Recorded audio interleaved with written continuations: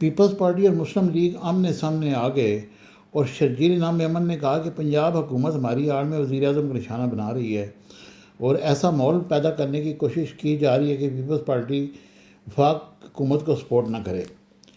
کراچی میں ایک press conference میں انہوں نے کہا کہ پنجاب حکومت نشانہ تو پیپلز پارٹی کو بنا رہی ہے، لیکن ان کا اصل ہدف وفاق ہے اور ہماری آڑ میں وزیر اعظم کا نشانہ بنایا جا رہا ہے۔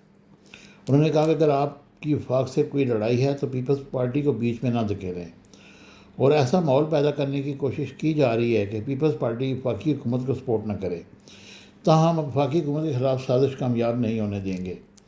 صوبائی وزیر نے کہا کہ وزیر اعظم نے عالمی سیاسی میدان میں بہت سی کامیابیاں حاصل کی ہیں۔ جب وہ سندھ یا بلوچستان جاتے ہیں تو انہیں وزیر اعلیٰ بھرپور پروٹوکول دیا جاتا ہے، لیکن جب وہ اپنے صوبے پنجاب جاتے ہیں تو وہاں وزیر اعلیٰ اور ان کی انتظامیہ استقبال کے لیے ایئرپورٹ نہیں جاتے۔ ان کا کہنا تھا کہ بلاول بھٹو نے پنجاب کے سیلاب میں متاثرہ تمام علاقوں کا دورہ کیا اور سیلاب سے پنجاب کی صورتحال خراب ہوئی تو سندھ نے ہمدردی کا اظہار کیا اور پیپلز پارٹی نے وفاق سے درخواست کی کہ بیرون اداروں سے مدد کی اپیل کی جائے۔ شرجیل میمن نے کہا کہ پنجاب میں سیلاب سے انتہائی بری صورتحال ہے، خاص طور پر جنوبی پنجاب میں لوگ آج بھی امداد کے لیے ترس رہے ہیں۔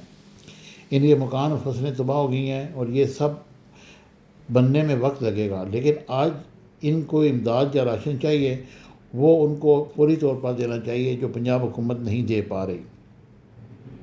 ان کا کہنا تھا کہ ہم مشکل وقت میں سیاست نہیں کر رہے، مگر وہ لوگ سیاست کر رہے ہیں جو کام کم اور ٹک ٹاک پر زیادہ فوکس کرتے ہیں اور جو بسکٹ کے ڈبوں میں آٹوں کے تھیلوں میں تصاویر لگوا رہے ہیں۔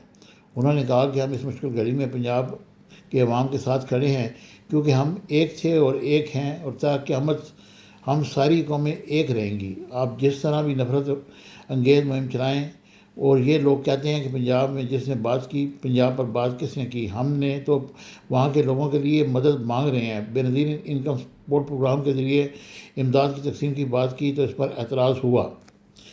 انہوں نے کہا کہ آپ کی تقریریں کھوکھلے دعوے اصل مسائل سے توجہ نہیں ہٹا سکتے اور ہر وقت یہ نہیں چلے گا۔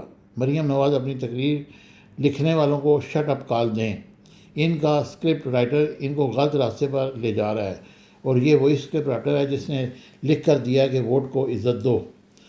شرجیل میمن نے پنجاب میں فوری بلدیاتی انتخابات کروانے کا بھی مطالبہ کیا اور کہا کہ آپ تو بلدیاتی الیکشن کرانے کو تیار ہی نہیں۔ Subscribe my channel Business Times News for latest political, national, international news. Don't forget to subscribe Business Times News.